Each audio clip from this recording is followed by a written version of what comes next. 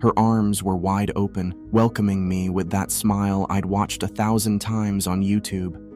But this time, it was real. Christina Grimmie stood before me, flesh and blood. As she leaned in for the hug, I felt the cold metal of the Glock against my palm. 3 shots. Chaos erupted instantly. Screams, people running, her brother tackling me. But it didn't matter anymore. If I couldn't have her, no one else could. I'm going to tell you why I went to the plaza live that night. Why I chose to end the life of a rising star. But first, you need to understand who I am. What you're about to hear is the story of an obsession that turned deadly, a cautionary tale of fantasy, delusion, and the dark side of fan culture. The following account is based on police reports, witness statements, and interviews with those who knew Kevin James Loibl. While we tell this story through his perspective to understand the tragedy that unfolded, we must never forget that at its heart, this is the story of Christina Grimmie, a talented young woman whose life was brutally cut short at just 22 years old. People always wonder how someone becomes a killer. They want to know what snaps inside, but nothing snapped. It was more like a slow burn, building day by day, video by video, until Christina became my whole world.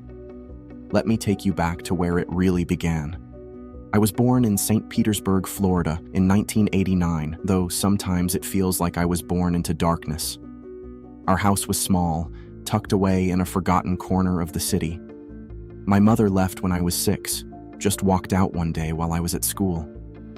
I remember coming home, expecting to smell her cooking, but finding only my father sitting in his chair, staring at nothing. Dad worked at the power plant, long shifts that left him exhausted and distant. He tried, I suppose, in his own way, but he didn't know what to do with a kid like me. Awkward, overweight, more comfortable with machines than people. When he started dating again a few years later, his girlfriend tried to fix me, take me out of my room, make me socialize. That ended in a domestic disturbance call to the police in 2014. After that, they mostly left me alone. Police records show that even before his obsession with Christina Grimmie, Kevin Loibl displayed signs of social isolation and emotional instability. The 2014 incident with his father's girlfriend, who claimed Kevin had broken her wrist, would later be cited by investigators as an early warning sign of his inability to handle interpersonal relationships. School was, well, you can imagine. Kids don't like different, and I was different in every way that mattered. Too big, too quiet, too weird. The computer lab became my sanctuary. While others played sports or went to parties, I lost myself in the digital world.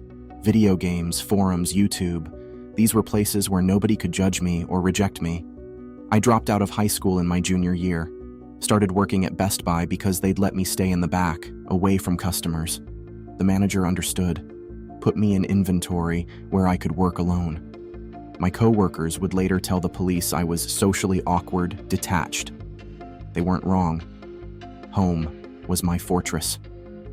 I covered my windows with aluminum foil and heavy curtains. The darkness was comforting. No judgmental eyes, no harsh lights exposing my flaws. My computer screen was the only illumination I needed. Dad called me a hermit, but he didn't understand. The real world had never offered me anything but pain. Why shouldn't I create my own reality? Then came that night in late 2015. I was browsing YouTube, falling down one of those endless rabbit holes of recommended videos. That's when I saw her. Christina Grimmie on The Voice, singing Wrecking Ball. There was something about her voice, her presence. She wasn't just another pretty face. She had this light inside her. I watched that video 17 times that first night. Then I found her YouTube channel, Zelda X Love 64. We even shared a love for video games. It felt like a sign. Coworkers noted that before his infatuation with Christina Grimmie, Loibl spent most of his free time gaming and browsing the internet. He had no social media presence of his own, making it easier for him to anonymously follow others online without leaving any digital footprint. Something about Christina was different. Maybe it was the way she carried herself, confident but not arrogant. She'd built herself up from nothing. She was built For me, I learned everything about her. Born in Marlton, New Jersey, raised in a Christian home, started posting covers on YouTube in 2009 at just 15 years old. Everyone loved her. Selena Gomez, Adam Levine, millions of subscribers. She was living the dream life, but she seemed so real, accessible. Maybe she'd understand someone like me. The more I watched, the more convinced I became that we were meant to find each other. She was a gamer who loved music. She had this light about her, and I lived in darkness. Isn't that how it works in all the stories? Light and dark, finding balance together? What Loibl perceived as destiny was the beginning of a dangerous obsession. His co-workers at Best Buy would later tell police that they noticed dramatic changes in his behavior and appearance over the following months. What started as subtle shifts in his daily routine soon evolved into a complete physical and psychological transformation. Bank records would later show that Loibl spent nearly all of his savings and maxed out multiple credit cards in his quest for physical perfection. His expenses included premium gym memberships, personal training sessions, and multiple cosmetic procedures. She was for me, I could feel it. But I had to become worthy of her. So I started with my diet. No more hiding behind takeout containers and microwave meals. I measured every calorie, obsessed over every gram of food. 50 pounds melted away in 6 months. My co-workers noticed, congratulated me even, if they only knew it was all for her. Changing my appearance became my obsession. First came the hair implants, a $10,000 investment from my savings. I spent hours in surgery. The pain was intense, but I pictured Christina running her fingers through my new hair, and that made it all worth it. Next was LASIK surgery. The doctor warned me about the risks, but I didn't care.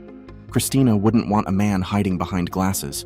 I bought new clothes, researched fashion trends. Everything had to be perfect. I even started practicing my posture in the mirror, imagining how I'd stand next to her in photos.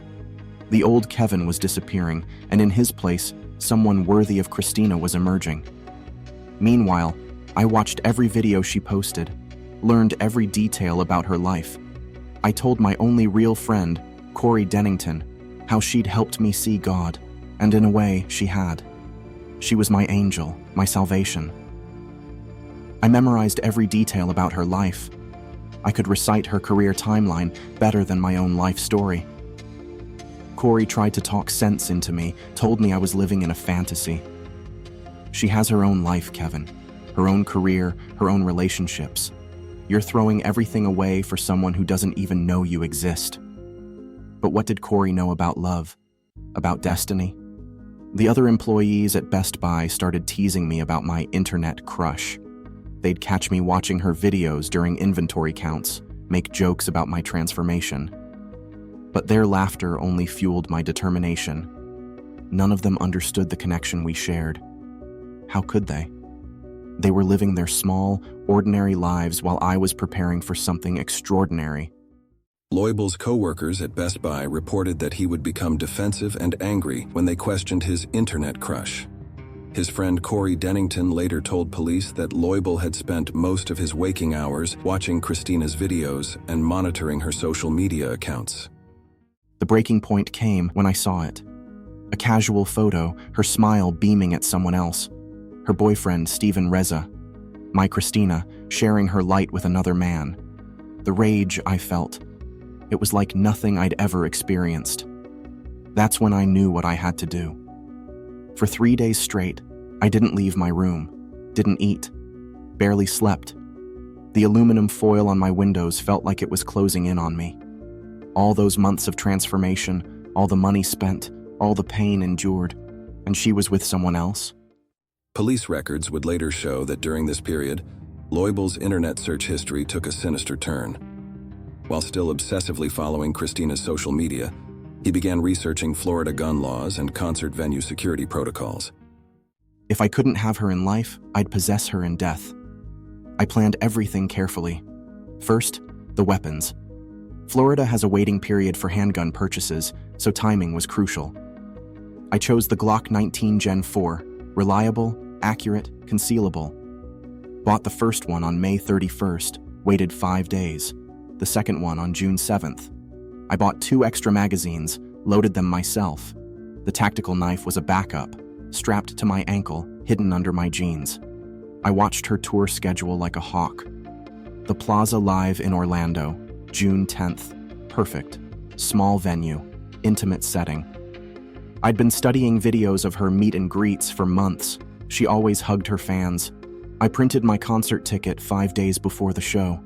I called the taxi for 1:30 p.m. the day of the show, checked into the Courtyard Marriott with no luggage, paid $269 in cash. Nothing that would raise suspicion. The Plaza Live had no metal detectors, no real security, just people checking bags for outside food and drinks. Christina was so trusting, so accessible to her fans. That's what made her special. That's what made her vulnerable. The hotel security footage would later show Loibl leaving his room at 7:15 p.m., carrying only a drawstring bag. He'd eaten nothing all day except some snacks from the hotel vending machine. I watched her perform from the back of the venue. She was radiant, everything I'd imagined up close. Her voice filled the space, and for a moment, one last moment, I was just another fan, lost in her music. But as the show ended and the meet and greet line formed, I felt the weight of the Glock against my ribs, and reality crashed back in. I took my place in line, watching as she hugged fan after fan, gave each one a piece of her light. She was even more beautiful in person. Her eyes sparkled just like they did on camera. When she opened her arms for that hug, I almost wavered. Almost. Security footage shows Loibl standing calmly in line for approximately 20 minutes before reaching Christina. Witnesses would later describe him as nervous and kinda creepy, but nothing that raised immediate alarm. They didn't know that in just moments, a rising star would be extinguished. The gun felt heavy in my hand. 3 shots, head and chest. I remember her brother Marcus tackling me, the confusion in his eyes. I had my backup gun, but I didn't need it. My work was done. As I backed against the wall, I knew there was only one thing left to do. I shot myself. At 10:59 p.m. on June 10, 2016, doctors at Orlando Regional Medical Center pronounced Christina Grimmie dead. The talented 22-year-old singer, who had spent the evening doing what she loved most, performing for her fans, became yet another victim of America's epidemic of gun violence and obsessive fan behavior. The murder of Christina Grimmie exposed the dark underbelly of fame in the digital age. Her accessibility, the very thing that had helped build her career, ultimately contributed to her death. In the aftermath, major changes were implemented across the entertainment industry, and the Christina Grimmie Foundation was established to support victims of gun violence and breast cancer. Before I left home that day, I wrote a note. Deepest sorrow for loss to the family, friends, and fans of the very talented, loving Christina Grimmie. No other comments. I knew what I was about to do was unforgivable, but in my mind, it made perfect sense. You want to know why? Why I really did it? Because in my delusional state, I believed that by taking her life, I would possess her forever. No more boyfriends, no more distance between us. In death, she would be mine alone. To Christina's family, friends, and fans, your loss is immeasurable. To those who knew her, your memories keep her spirit alive. And to Christina, your voice, your talent, and your light will never be forgotten.